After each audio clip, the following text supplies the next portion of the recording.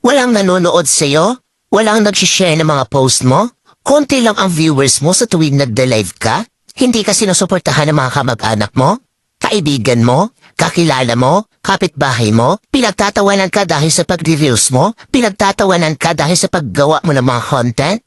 Ito ang tatandaan mo. Huwag kang huminto. Huwag kang susuko. Huwag kang papaapekto sa sasabihin ng ibang tao tungkol sa'yo.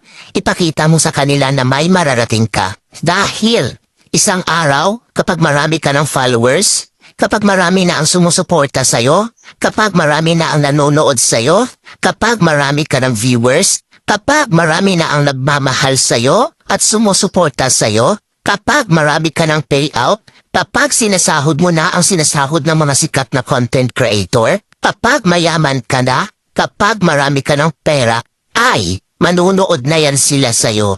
Sila na ang kusang lalapit